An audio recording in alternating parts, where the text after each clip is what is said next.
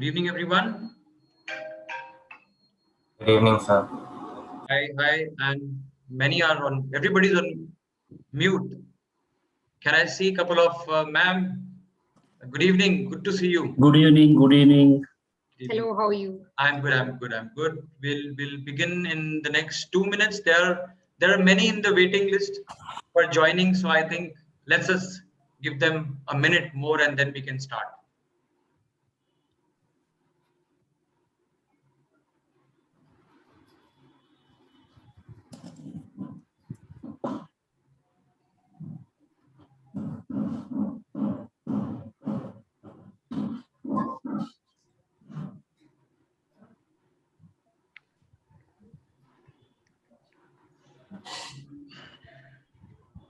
Okay, just to give you a quick brief for today, I'll tell you how the session will go. First thing, we're going to show you a video of about 60 seconds of RV University. Thereafter, there'll be a video of the journey of today's speaker. And then we will begin the open house. So it is predominantly based on ask me anything concept. It is not limited to any one particular subject. Ask me anything in terms of liberal arts and education. You can ask whatever you want to the speaker. So I think it's time now, and I'll start. In the colonial era, M.K. Gandhi and M.M. Malviya inspired Sri M.C. Shivananda Sharma, a young man from Karnataka, to educate the future citizens of a liberated India. In 1940, he envisioned this dream with a single classroom of just 6 students in Bangalore. Sri D.A. Pandu then took on the baton of RV with the same fervor. For 81 years, their passion to educate thrived from that classroom of 6 students with an overwhelming community of 6 lakh scholars, staff, and professionals today. Carrying this legacy forward, we proudly announce the launching of Rashtriya Vidyadhyaan University, A conglomerate of world-class academic institutions that will lead to global happiness, peace, and prosperity. Right. So that was a short video on university.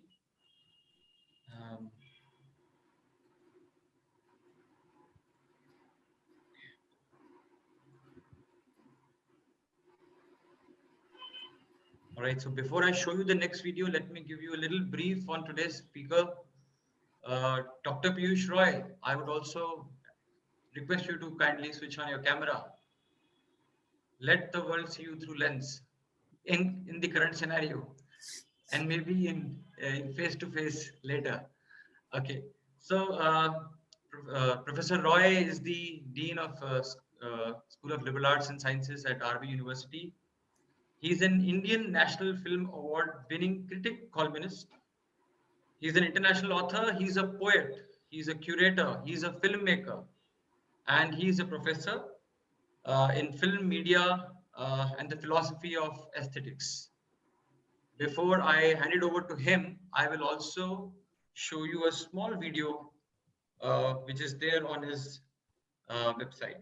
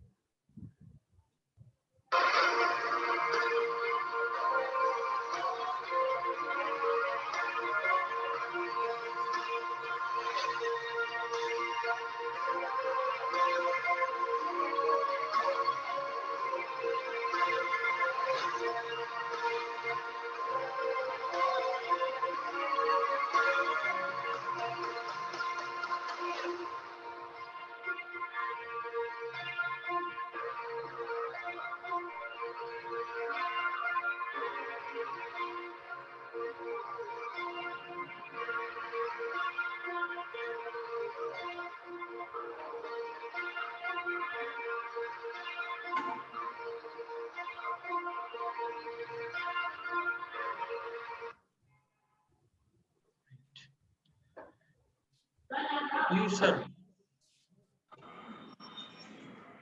please unmute Piyush sir and you can start. Sir, please unmute yourself. Piyush sir, please. Okay. Yeah. Thank you, Rahul, and good evening and welcome to my colleagues who are there, I can see, and Tito, and then students, parents. This is a much needed open house. I've been told that there are a lot of questions that you want to be answered and discussed upon. So I thought instead of preparing any lecture or any such template, let's keep it open house and let me take your questions one by one, and then we can proceed. And through that process, perhaps we will be clarifying many things about liberal education today, careers in liberal education, why suddenly liberal education, the whole model has become so important and everybody is talking about it these days.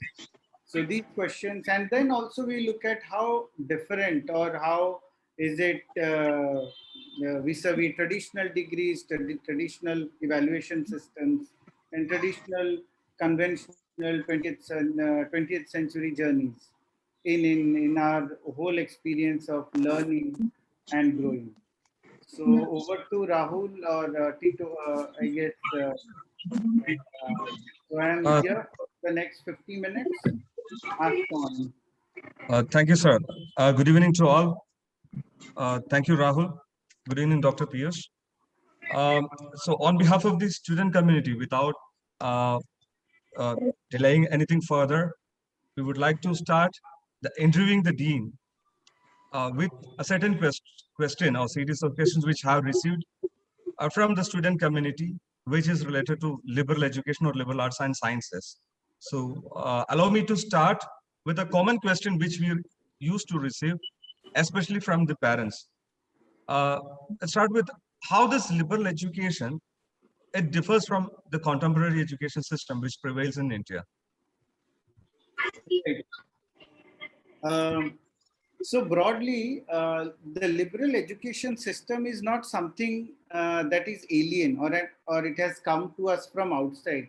Though what we see it primarily from on the basis of the successful liberal education universities that are existing in India today, like Ashoka, Flame, Jindal, and other places. More or less, we generally get the impression it is an American model, and that's something we are following from there. But to go back slightly, if we look at our ancient education system in India, the university system of Takshashila, Nalanda, and ancient India was home to about 18 universities spread across the length and breadth of the country, which would attract students from all over the world and all possible disciplines as we know today, from medicine to engineering to astronomy to literature, languages, administration, all these subjects were there. Like at one point of time, Takshila University, when Chanakya was a teacher there, or Vishnu Gupta and other people, there were about 70 disciplines. So what exactly is this liberal education? First and foremost is at the core of this philosophy is the fact of student choice and student ability. Often what happens is we generally get into a certain course or a certain career because we see that everybody is doing it, and we see people around going for it, and we think that okay, this is the way forward and let me go into it, and then we go into a certain education system and then we realize that we don't fit in to the needs. So this choice, option of choice, is at the core of the liberal education, and it believes.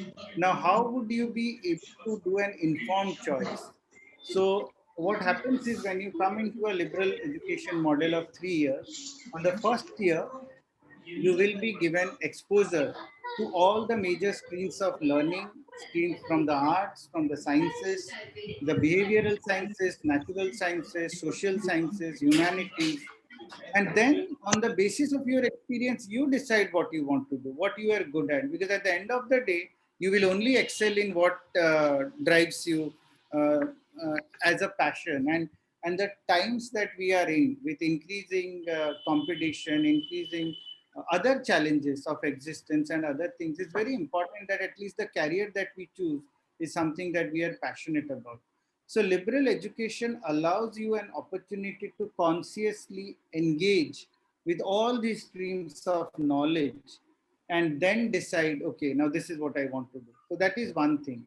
The other important, here I will also come into something that is unique to what we are proposing as a liberal education model, is at the core of which is India focus. See, at the end, any education should prepare us for our context. Oftentimes, what happens is we read a lot of things that as a knowledge are relevant, but as a practice they may not be relevant. So learning the context, the culture from where we are coming forth is very important, because increasingly we are getting into a world which is all about cross-cultural understanding, intercommunication skills, knowing each other, understanding each other, and empathetic communication. And all these things are essential. See, the whole idea of working in silos and all these things is changing in a global world. Like right now, we are like connecting with all of you from different parts of India, and we are actually, this session is possible. And but again, in this room there is a diversity of interests is there, there is a diversity of age groups are there, backgrounds are there, and when I am communicating I need to be empathetic about that. So empathetic communication, effective listening, creative thinking, critical thinking, these are things that are very essential irrespective of what we do. See, I'll give you another model. Let me again go back to the 20th century model that we have seen so far. Normally, what happens, people or young people study for a certain part of their lives, get a job, create a family, and then the cycle repeats. Now, today we are in a scenario, there is no guarantee of, the job sector is changing because the world is changing drastically. And why so? Because the quantum of time that it initially took for humanity to progress from point to point. So the amount of progress that the humanity did in the, say, 300 years prior to the modern era, the same quantum of progress has happened in 10 years in the post-liberalized era. And in the pandemic itself, I mean, 2 years ago, it was unthinkable that virtual classroom or people working from home would be the way of the world. It was impossible. Nobody would even think that such things would be possible. But look at the leap that we have done technologically. So what it has done is it has made a lot of certain careers obsolete, whereas it has also brought forth certain opportunities. So a liberal study student is able to, react to the opportunities, because the training will be such that. So the training is for life. It is not for the one first job that you get into. It is like, if not this, then what? If the world changes course, how do I get a life and get on with it? Those are the things which are very fundamental. For example, mental health. Mental health has suddenly become a huge issue today. And I see when I interact with, I have interacted with many of you as on the interview panel, and I understand so many of you are interested in psychology, because the thing is that what exactly is mental health? So the basic point here is we are actually at a point in life where we are suffering our own thoughts because we don't have anybody to communicate to. Now, liberal education will help you to not just look at psychology as psychology. Also, it will allow you to look at it as a philosophy of the mind. So these connections, which are integral to every aspect of our life, how we deal with our parents, how we deal with our siblings, how we deal with our friends, how we deal with our colleagues, is as important as how we do or work, or how successful we are in our own decided journeys. And that 360-degree connection is what liberal education allows, and this will be possible through an interdisciplinary curriculum, which is the other important factor of this liberal education model.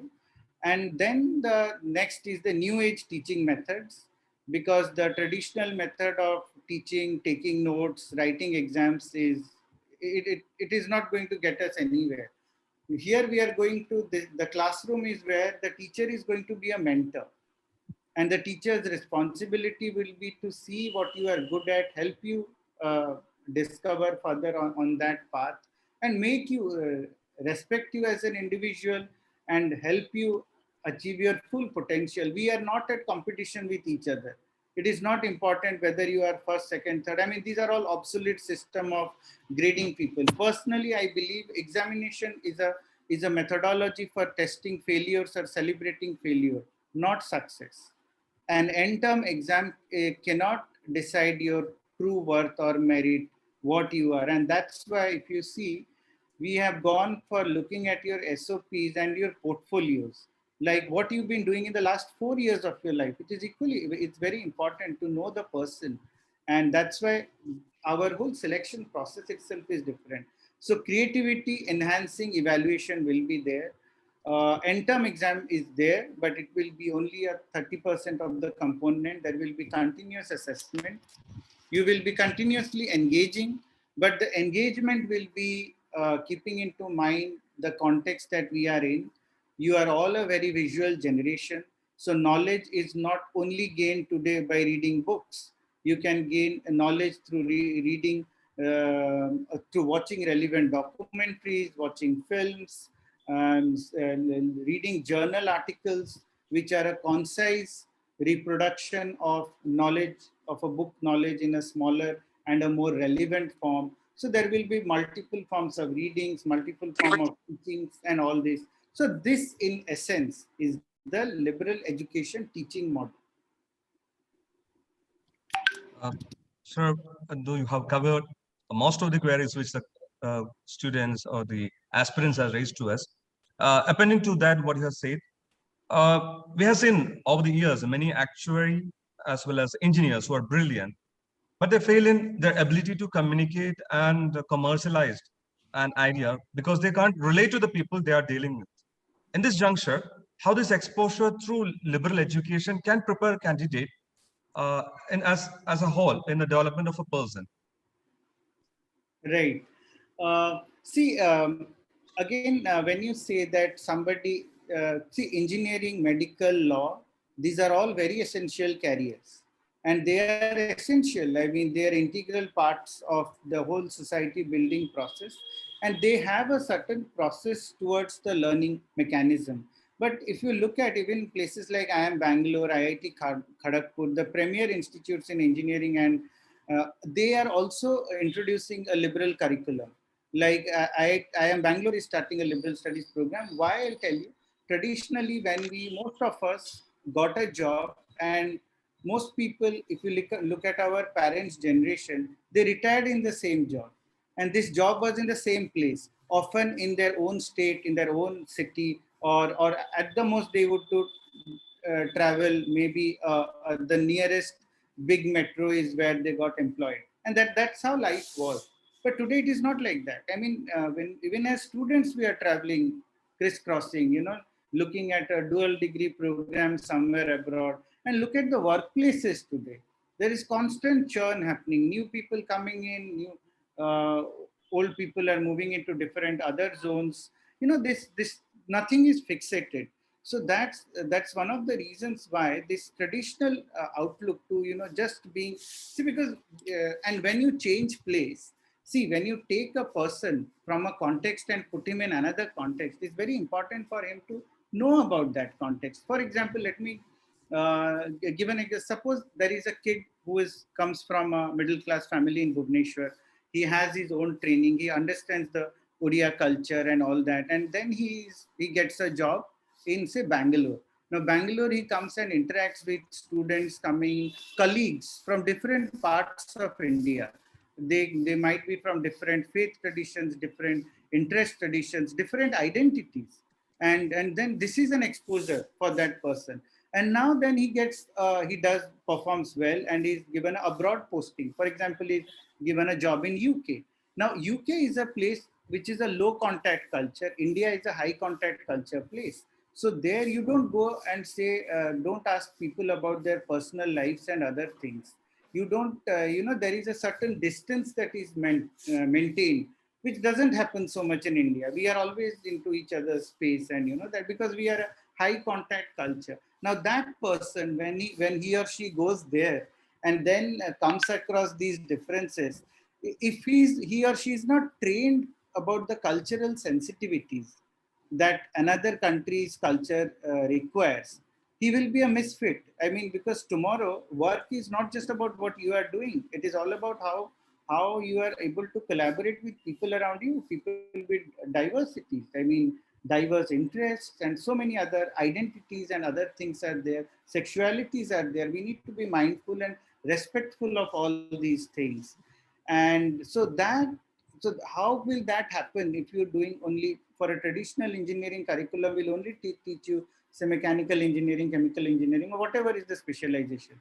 But the engineer, when he goes to a certain place, he interacts with fellow human beings. Somebody would be a management training MBA person, somebody would be a humanities person. So to build these synergies of empathetic communication, cross-cultural understanding is very essential.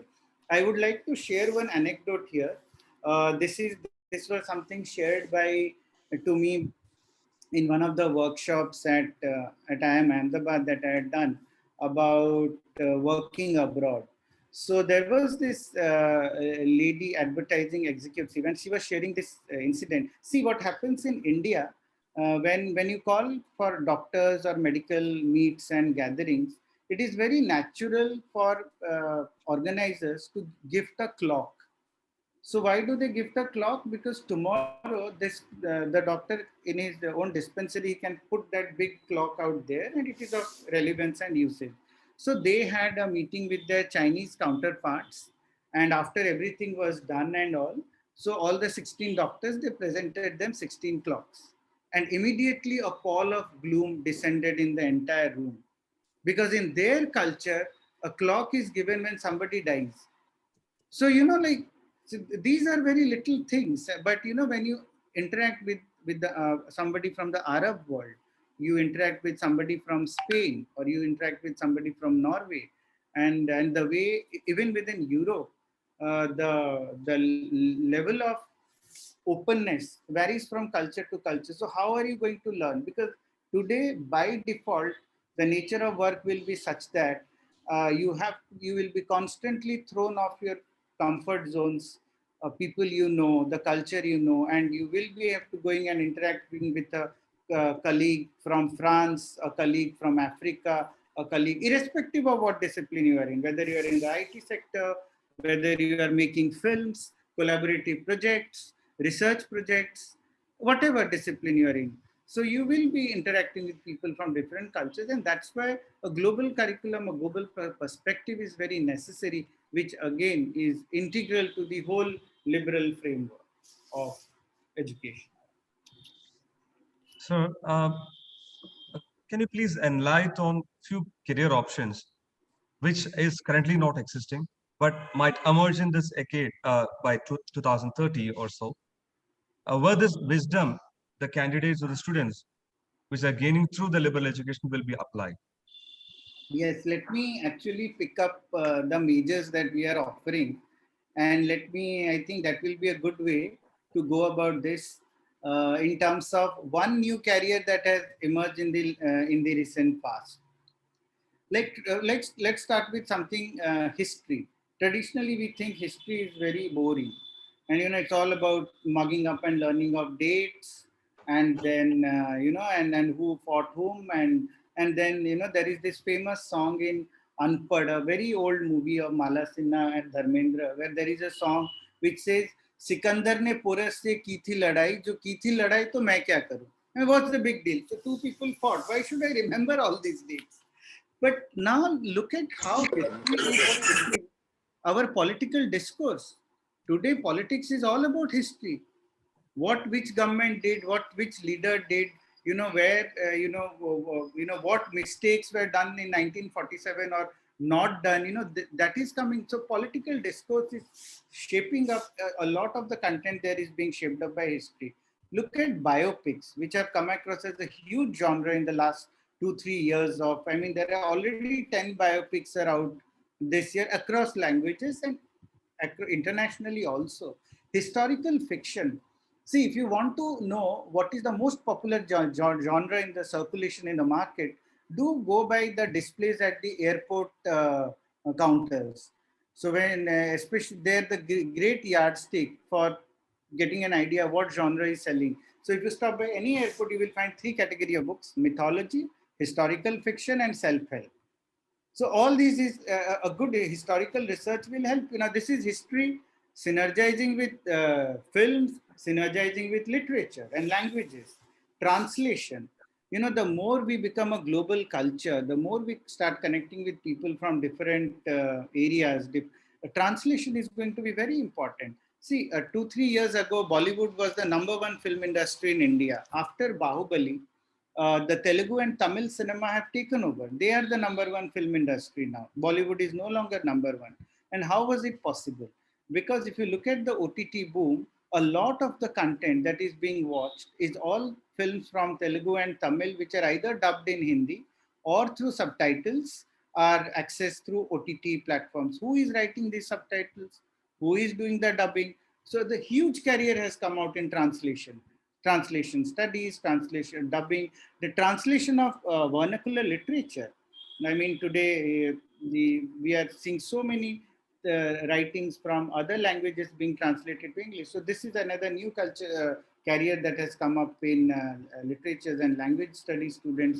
Psychology was always considered to be limited to therapy and those kind of things, and counseling, which is very important. But 2 years of pandemic, and you, like last week itself, the Indian Express had done a huge cover story on mental health. Mental health is, and this is something that is affecting everybody across the board.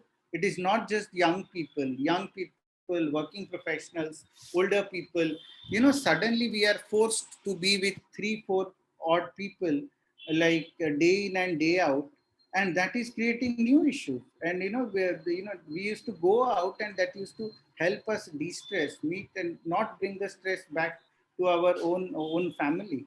So mental health is another is going to be a huge carrier. And as they say, the more developed a society becomes, as goes the saying that every 10th shop in America is that of a shrink. Shrink is basically refers to a psychologist. So this is a very big carrier, this counseling and all this coming up. And then look at environment, for example. Environment studies is integral, it is cross-disciplinary. And again, 2 years of pandemic and this whole discussions about global warming, climate change. But environment is not just about activism. It is about many other things. It is about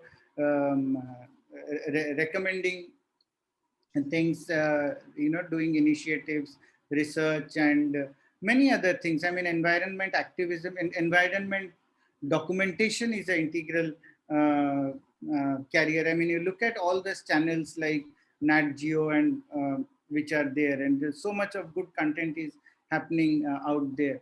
And also the way, for example, how many of us now read newspapers like in the traditional print format? We don't. We primarily consume news on an app or on the laptop or as an online thing. Now, this whole writing has as a result changed. The traditional way of writing, the way we look at media, the content writing is huge.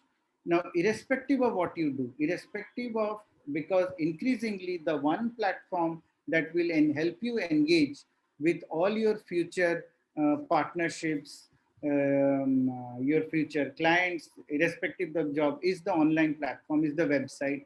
And content creation is, content is the king. Earlier it was tossed, people used to say that about the films and the creative content. But I think content is the king in every sphere. How do you do effective communication? This writing becomes, ghost writing has suddenly boomed up. Like busy people don't have the time to write stuff they want to articulate. But so that's another career that has come up.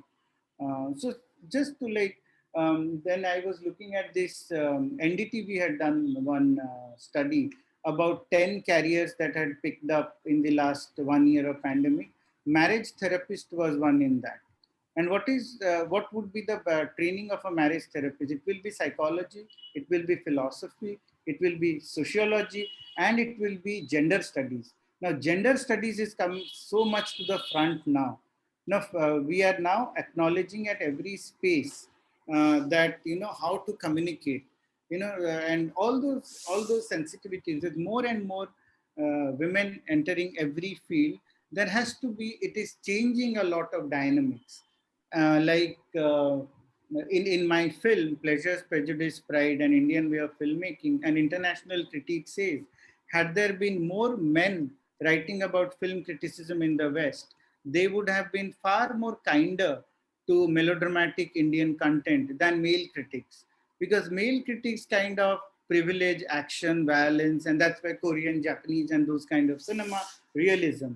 Whereas female critics would be more attuned to say like the operatic form, the dramatic form, and those kind of things.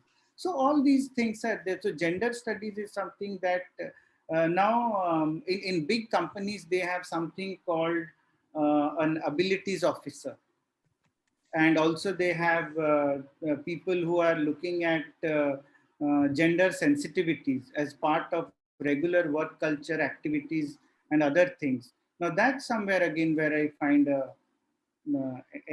liberal education student having a very strong chance because of this 360-degree education that he or she will be exposed to. So these are some of the careers, but there would be many. I mean, if you just Google up and see the 10. Yeah, another thing that we have tied up recently with Mu Sigma, which is decision as a decision scientist. Now, these are people who will be training in science, but and humanities to take up the role of decision makers in IT companies. So again, see, hiring an engineer is a different thing, but managing an engineer and managing a diversity of people from engineers from different backgrounds, that's a humanities skill. So management and humanities is going to increasingly come together. Developmental economics is there, environmental economics and environmental humanities. So many areas are coming up. See, the more and more a society moves from developing to a developed paradigm, services are going to come to the fore. I mean, the manufacturing and all will take a back seat. It is the services industry which will come to the fore. And what basically is service? It is the service to fellow human beings. And that's where understanding human beings becomes paramount. Thank you, sir. Now we are getting certain questions from the students. Would like to read out the first question raised by a candidate named Akansha. The question was, again, coming back to the academics. If literature she's choosing as a major, is there any possibility to choose history as a minor? Or is there any possibility to do dual degree? Well, the first thing is that you have every possible choice to do whatever combination you want to work with. So that's at the core of this whole liberal philosophy is choice. So you want to do literature and minor with history, why not? Go ahead, or you might want to do philosophy. But again, we all come with certain notions about certain subjects, and that's why I say come into our foundation courses, learn to innovatively and imaginatively engage with every discipline of knowledge that the humanity has created, and each is as interesting as the other. Physics is as interesting as philosophy, and the liberal model will tell you this thing, because so far you have been on a very rote driven model where you don't engage, you just accumulate and produce, and then you are evaluated on how much you have kind of you know collated and produced. So here you have every choice is there, all the 11 majors that are listed. You can take a major minor combination from any of the BA BSc. But not only that, we have our School of Economics and Finance, School of Design. So somebody might want to say, for example, take design with something like history and become a in a historical design, architectural design, thematic design is coming up also big time. I see sometimes these old doors, old village doors that we would normally discard, I find them in some Bangalore shops they're being collected and kept and being sold at like a lakh and a lakh and 50,000 above. So who puts that price to them? So this is where these synergies, these understandings come. So yes, in brief, you can take any major minor combination. Next question.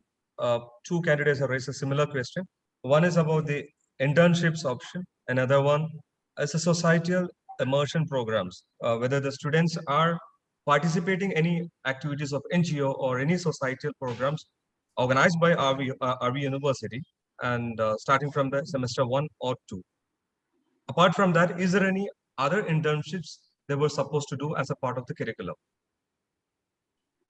Yes, it's a very good question, and because this brings me to one of the my big attractions. I mean, had I been a student, I would have definitely come on this program because we have something called Explore India, and India is not. Increasingly, most of us tend to stay in gated communities, and somehow we get and the rest of India, what we get to know is from newspaper and rather news headlines, which is not the real India, or definitely that is not the India that exists. So yes, we have something called Explore India, where depending on your interest area, like whether it is history or environmental studies or philosophy, you will be attached with various organizations ranging from newspaper organizations to NGOs to self-help groups across the country, where you go and work with them. You have to go out and get yourself muddied and to connect with the soil, because otherwise, see, that again connects with our larger goal of India focus. We need to understand our country. We need to understand the diversity. I mean, this is a land that changes every 13 kilometers. So there cannot, and once you do that study and come back, then you will realize that what the whole diversity that India is. It is a continent within itself. It is as diverse linguistically, ethnically, culturally, and yet all this diversity also is unified. There is a unity in the diversity, and this cannot happen by sitting in the classroom. You need to go out and do things. You need to go out and work with these NGOs and volunteer with them. So that's part of the Explore India program. In the year 2, you have something in the year 3, there is internship. Now, because by the time you come to year 3, you would have had a solid idea about, okay, this is the subject I want to major in. So then relevant internships will be done, where either you work under mentors or you work under, suppose you want to do filmmaking, so you go and work with the editor or director and work on his project and learn the ropes. You want to be an environmentalist, there are a lot of things are happening around Bangalore, which, as our faculty in environment, Dr. Shaundarya had also mentioned a couple of weeks back in another interaction. Bangalore is your lab, and see, Bangalore is a great place to connect on every aspect of it. Like you just walk out of the campus a couple of kilometers, and you are in the heart of there is Hampi, Halebid, and then there is so much of history around, and so all of these is there. So internships component is there. This is when once you decide your major, you work in that subject. But before that, end of second year, you do Explore India, and this will be like we will ideally like to put.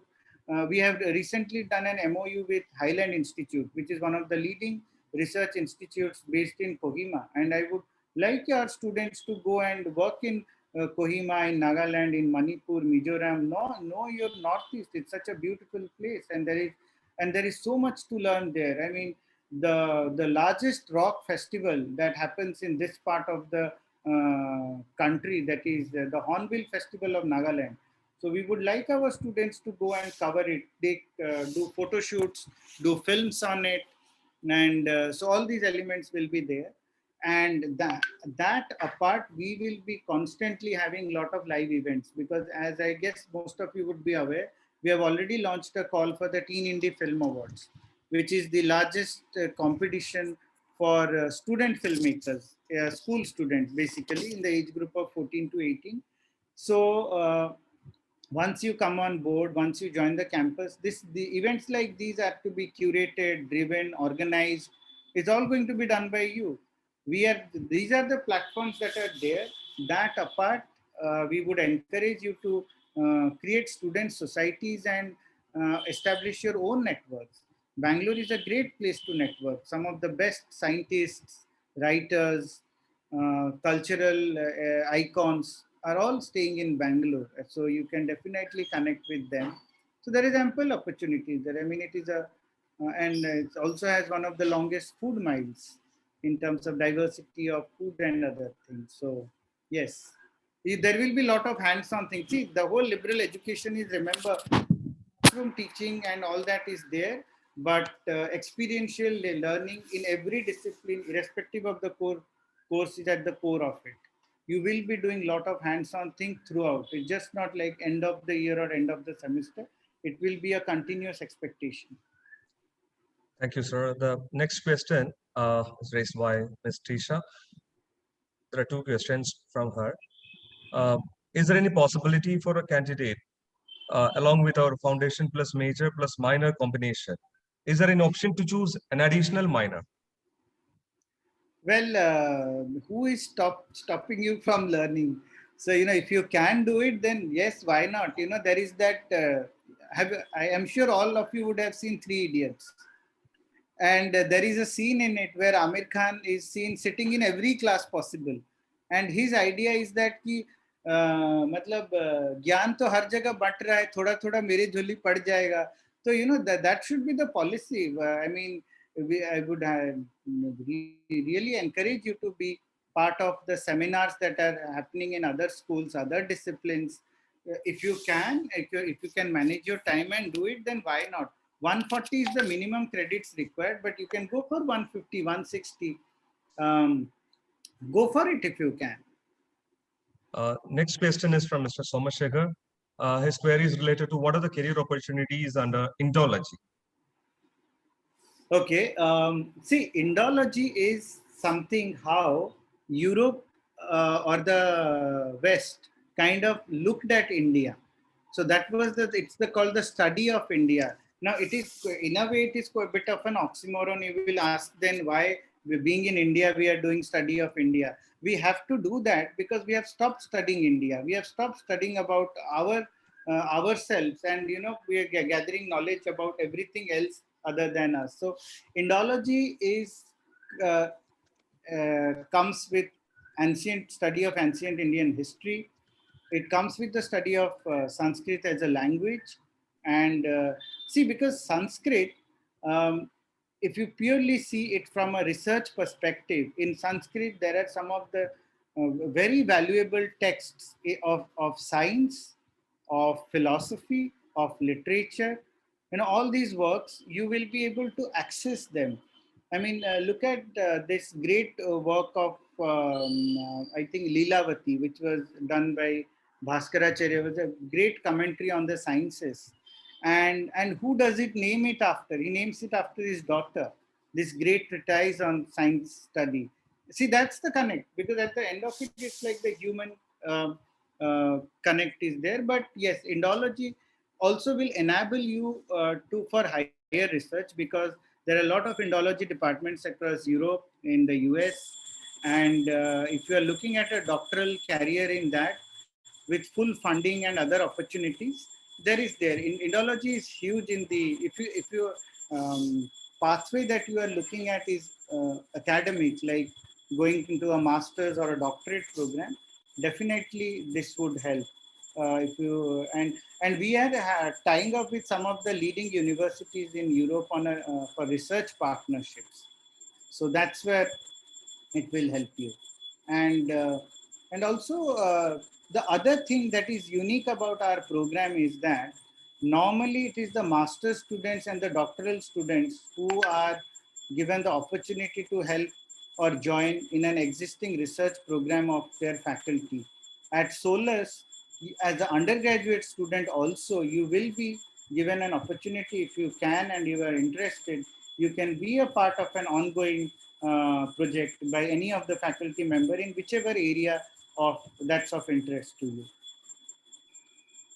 Thank you, sir. The next question is generic, raised by 2, 3 candidates on the same line. It was something connected to the offline class commencement in the campus. When we'll be able to accommodate the students to the campus? Sorry, Tito, could you come on that question again, Sorry, please? I'm repeating the question. Uh, there are 2, 3 questions or 2, 3 candidates questions which have got the same content, almost similar to that. Like when will they be able to come down for the offline classes? Or initially will it be online mode or a blended mode of learning? See, Or is there this any possibility of starting the classes offline in the near future? Oh yes, I mean, or else, see, like, how do you study theater online? Things like that. I mean, the whole university education and especially the undergraduate education, you have to realize that these are some of the most valuable years of your life, where the education as much happens in a classroom as outside of it, with your colleagues, with your friends. This is the time when you build friendships, and that's the way we would love to have it as much offline as possible. But then certain things are not in our control, like the pandemic and the government's policies on running of schools and universities. But the moment things are allowed and opened, we would be happy to go on that mode.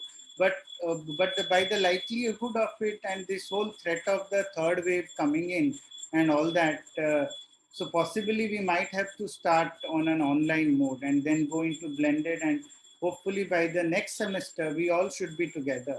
Because as a teacher, I would as much look forward to interacting with my students in person as much as you would like to interact with your faculty, your fellow classmates, and that's true learning. And see, so many things we will be doing together, like making directing a film or making a play, writing a project, or doing research.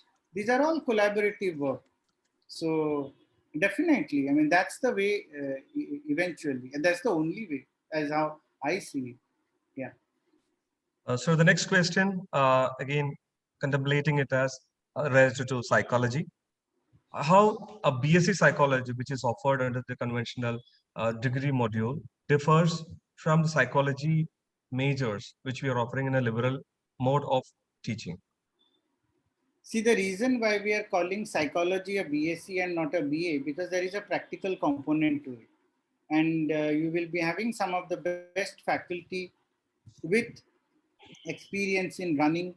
We will also be having our own student clinic, a psychology clinic on campus, which will be run by one of our psychology faculty members.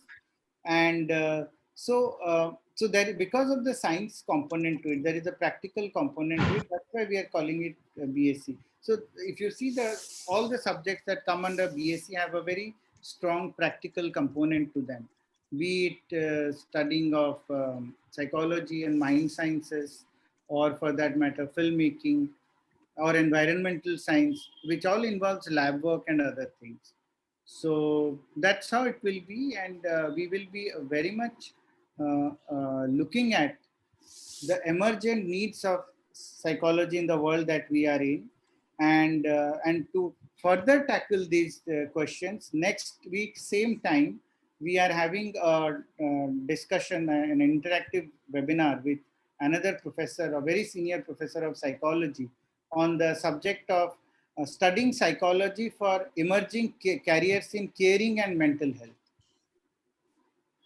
So do make a note of that, and do sign up for it. Many of these specific questions will be tackled there. One question from Simran Bakshi is related to the exchange programs which RV is organizing, planning for the students in the upcoming years.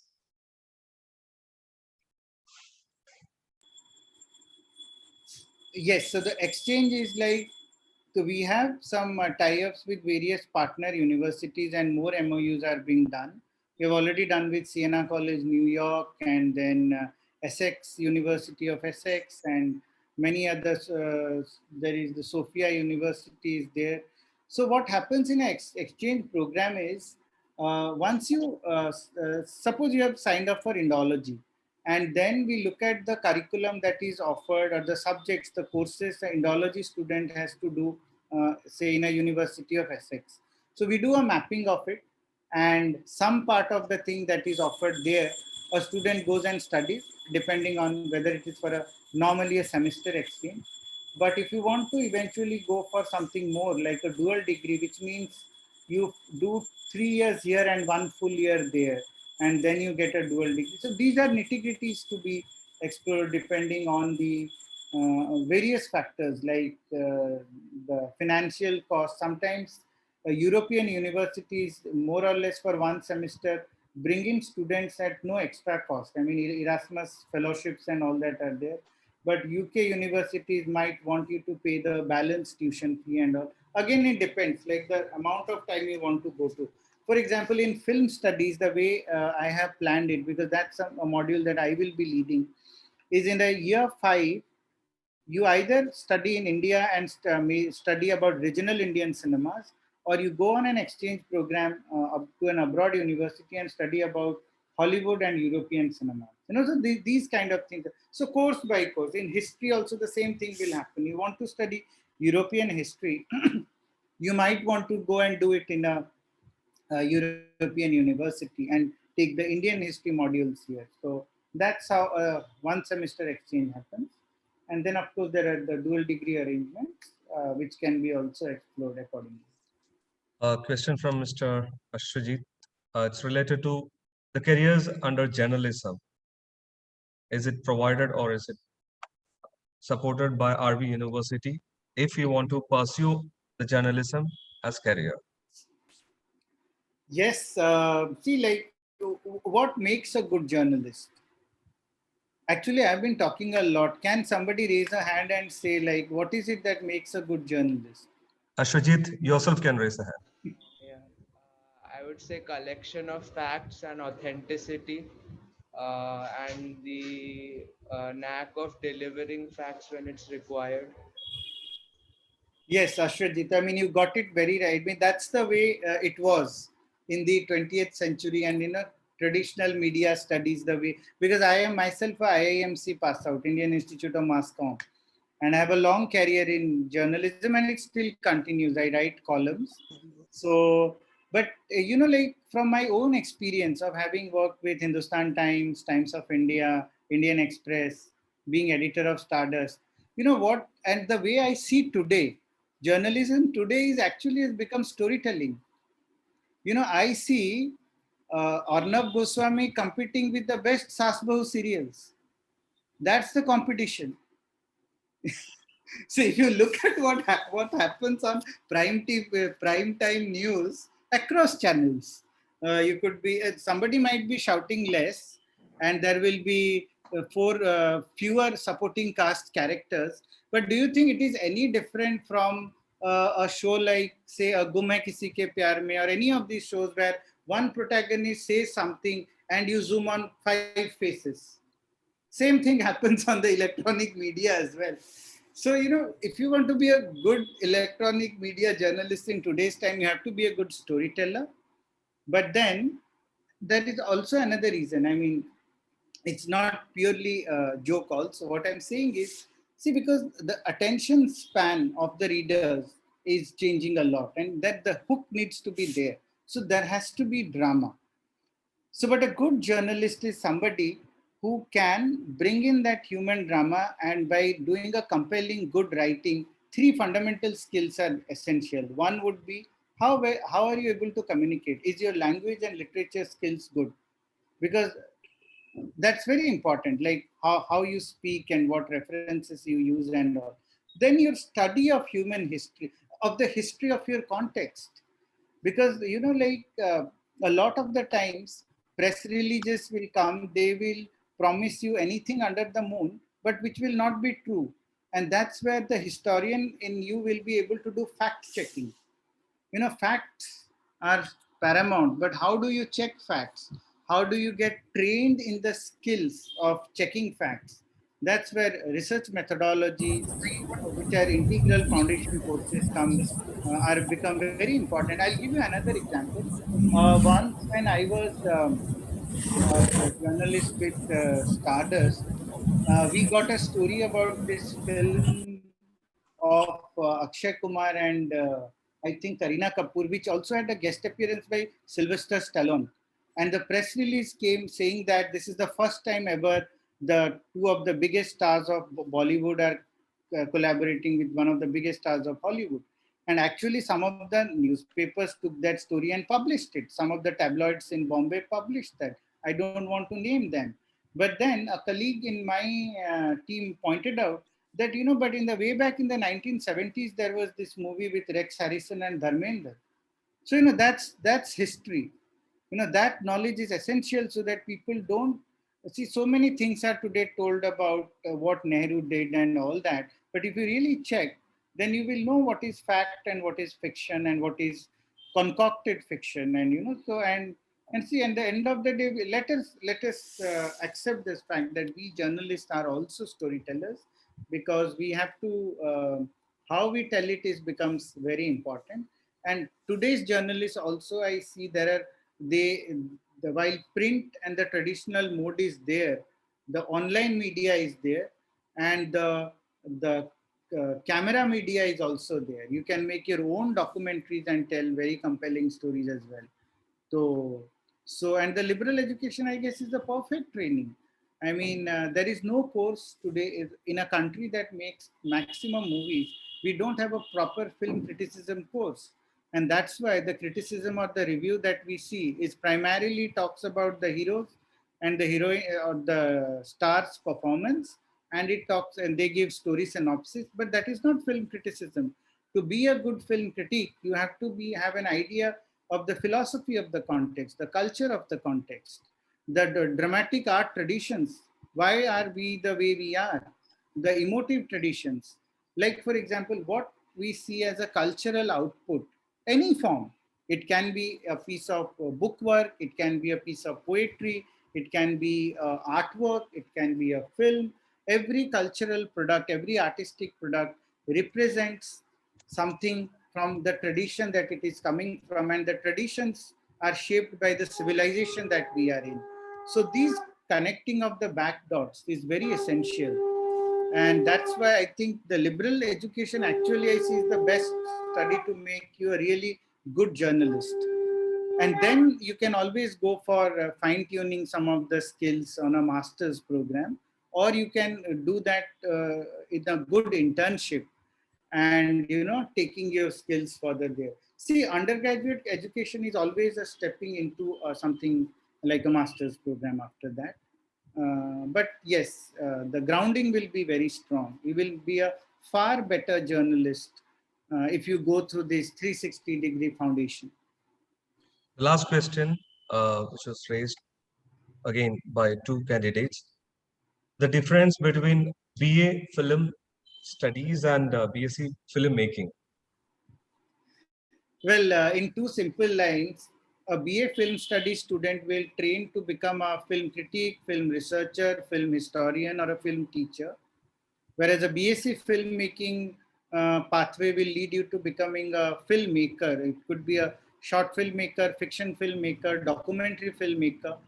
And see, because the core courses, if you visit our website, you will more or less have a fair idea of your 3-year journey as well. All the foundation courses are listed, all the minors are listed, and all the majors are listed. So, for example, a BA film studies student will be studying about sociology of cinema, how cinema represents society. They will study about great directors, great filmmakers, and those aspects, and become good critiques. Their final output will be a thesis outcome. Whereas a BSc filmmaking student will be getting practical training in editing, in sound design, in camera work, along with studying the great filmmakers to learn from the best, but then make your own mark. And your output will not be a written thesis. It will be actually a film that you have to make, a 15-minute short or a fiction or a non-fiction film. See, this is another very unique aspect of liberal education, is that the output, as and when you graduate, you don't go graduate with a transcript or a set of marks. You also go with a portfolio. And that's why we've been asking to look at your portfolios in your submission stage also, so that we can figure out, okay, this is how we will work, and this is the eventual portfolio that a kid will eventually graduate with. So somebody doing a literature or a language major, it should be ideal that they should, along with their marks, they have a published book, be it in prose, poetry, or whatever form that they are comfortable in. A theater student might have a work of theater. Environmental science student might have a film on a certain environment project that he or she is concerned about.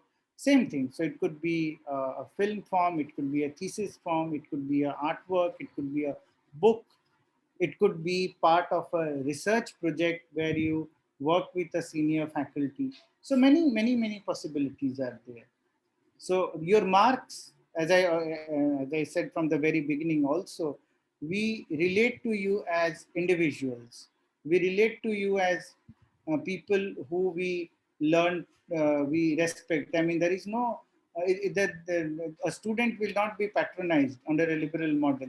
You are a thinking adult, and that is fundamental. Your identity is important, and it will be respected throughout. We will only be facilitators in the journey that you have opted for, and help you find the best way ahead, and help you grow through the whole process. So from being to becoming a towards becoming a good professional and a good citizen as well. I think the whole world needs that. We all need good citizens. And I think that's a good note to sign off, Tito. What do you say?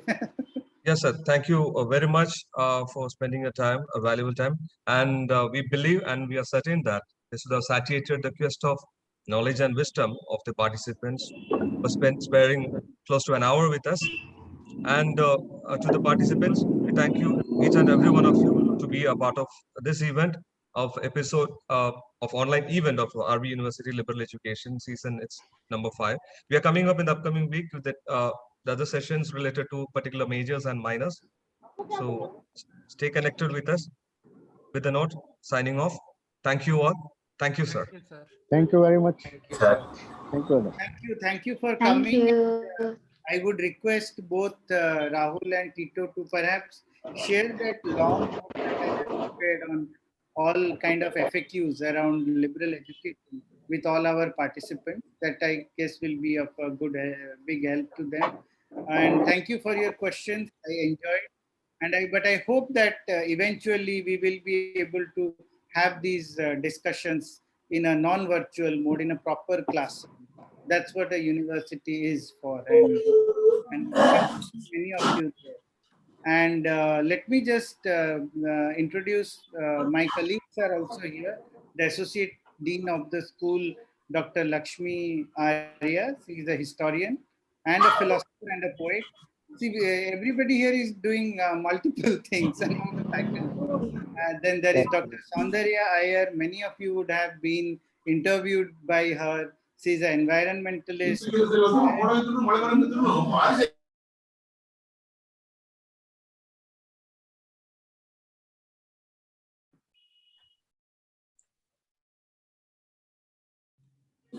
Sir, I think you are muted.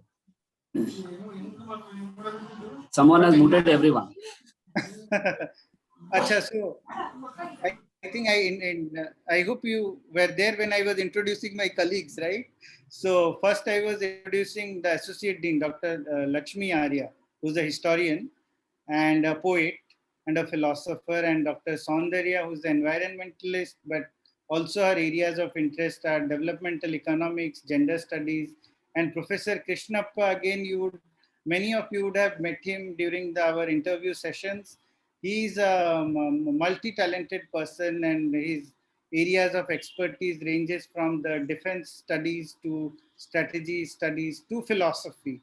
So that's the kind of people that the school has. We are all cross-disciplinary. We represent what we kind of wish to see you become eventually. So thank you. Dr. Vijendra is also Oh, here. yes. Dr. Vijendra is also there. He is our professor of political science and leadership studies. So, yes. So, and in the coming times, you will be getting an opportunity to individually engage with our faculty members on their respective area, their own journeys. They all have very exciting journeys that have taken them to various parts of the globe. Between all of us, I think we all have education from multiple continents to share and experiences. So, and yes, on that note, I would like to thank the organizers and have a great weekend. Well, the weekend is a bit too far away. Great week ahead. Thank you, sir. And thank you everyone for joining today. Thanks to all of you. Thank you, sir. Thank you, sir. Thank you, sir.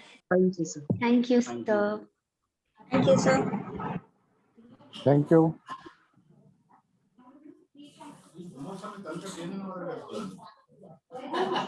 Hi, Sukhpal. Hello, Piyush. Hello. Thank you all, sir. It was indeed a good session. We had a good information. Thank you so much. Would love to have your feedback. Okay, okay then. Bye-bye. Bye.